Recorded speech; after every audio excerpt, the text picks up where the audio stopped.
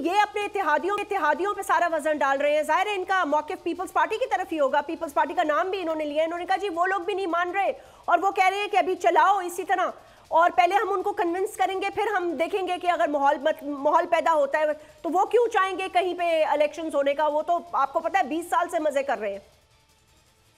हाँ बिल्कुल, people party तो मेरे ख्याल में अभी हिस्ट्री बन गई है पूरी पाकिस्तान से। वो शुक्र के रह गई है सिंध में, और सिंध में भी फिर वो अंदरूनी सिंध कराची से भी फारे। और अभी जो जनरल इलेक्शन होगा तो इंशाल्लाह खान साहब और हमने फैसला किया है कि सिंध इस वक्त हमारी सबसे प्रायोरिटी पे होगा, और खान साहब अर्जिली का दौरा करेगा और तहसील का, और अर्क में खुद विजिट करेगा, लोगों को मिलेगा और नए लोगों को शामिल करेगा। तो इंशाल्लाह सिंध भी इनके हाथ से जो आज़ाद करवाएंगे। और आप देख रहे हैं कि सिंध में तो एक लूट मार है, ये तो बर्बादी की।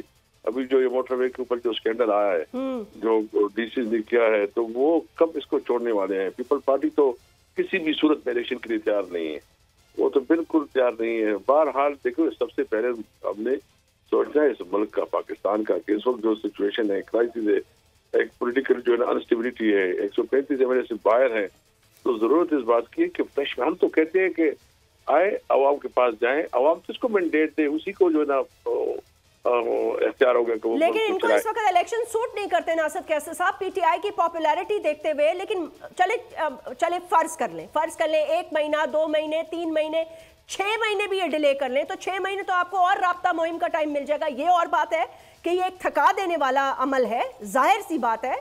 लेकिन आप लोगों ने बड़े अच्छी तरीके से इसको, मतलब है जलसे पे जलसा, उसके बाद रोड मुहिम, फिर अवामी राब्ता, हर चीज आप लोगों ने अपने आप को अच्छी तरह, मेरे ख्याल से अगले इलेक्शंस के लिए बेहतरीन तरीके से ऑलरेडी आप प्रिपेयर हो गए हैं। या अल्लाह ताला ने मौका दिया, खुद ही एक प्रिपरेशन का सिलसिला चल पड़ा है। लेकिन 6 महीने से ज्यादा तो नहीं डिले कर सकते ना, 4 महीने से ज्यादा तो नहीं डिले कर सकते। तो ये किस तरह इलेक्शंस में जाएंगे, मतलब है इनको तो सूट ही नहीं करता। ये खौफजदा है और उनको रास्ता नहीं आ रहा, उसको समझ है कि उनको। देखिए, ये आपकी बात बिल्कुल ठीक है, कब तक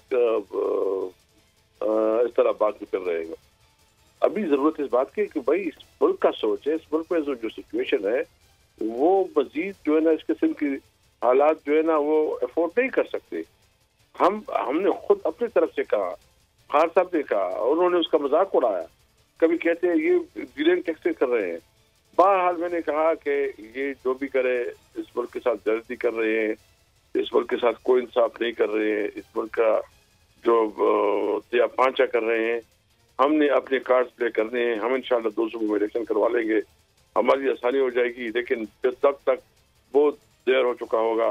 मुल्क को जिस हालत में लेके जा रहे हैं, जिस वक्त इस मुल्क की हालत बना रहे हैं, इसकी जो गवर्नेंस की हालत है, जो माशी हालत है, हमें अफसोस है कि वो ये बहुत नाकाबिल। इंटरनल प्रॉब्लम्स तो है ही है। लेकिन असद कैसर साहब, कल जो आपने हमले की बात की है वो एक बहुत अलार्मिंग सिचुएशन है कि टीटीपी का ये कहना कि हम सीज फायर खत्म कर रहे हैं। आपको पता है कि आपका सूबा फ्रंट लाइन पे रहा है, बहुत शहादतें, बहुत कुर्बानियां इन पाकिस्तानियों ने हमने दी हैं, और हम ये अफोर्ड नहीं कर सकते। उस लेवल पर कोई डायलॉग चल रहा है, मुझे तो नहीं पता। ये तो पंजाब में बैठे हुए अपने जोड़ तोड़ में लगे हुए। बिल्कुल, वो भी बहुत सीरियस चैलेंज है, और हमें तमाम पॉलिटिकल पार्टीज और हमें जो है ना वहाँ से रेड कार्ड्स भी आती हैं, वहाँ बहुत मुश्किलात भी है, हालात का मुकाबला भी करना है, और इनको कोई समझ नहीं है। और जो अफगानिस्तान में जो एम्बेसी पे हमला हुआ है, बड़ी सीरियस मसाइल है इनके पास। यानी इनका लीडर ऑफ द हाउस और लीडर ऑफ द अपोजिशन वो एक ही पार्टी से। प्राइम मिनिस्टर तकरीर करता है और अपोजिशन लीडर उसके लिए डेस्क में जाता है। ये जमहूरियत है। ये तो जमहूरियत के नाम पे खुला जो है ना मजाक है।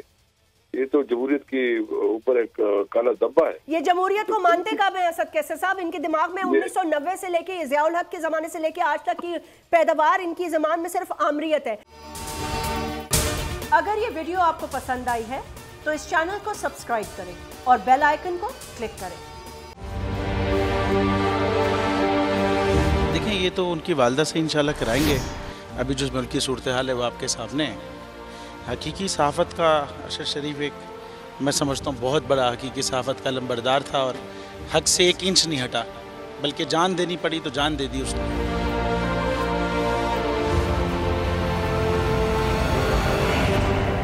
तो ये यादगार क्या हमारे दिलों में रहता है। ये तो सिर्फ एक दस्तक देती रहेगी यादगार। मैं समझता हूँ कि जो रुके तो कोहे गिरां थे हम, जो चले तो जहाँ से गुजर गए, रहे यार हमने कदम कदम तुझे यादगार बना दिया। ये अरशद शरीफ के लिए मेरे ख्याल लिखा गया है।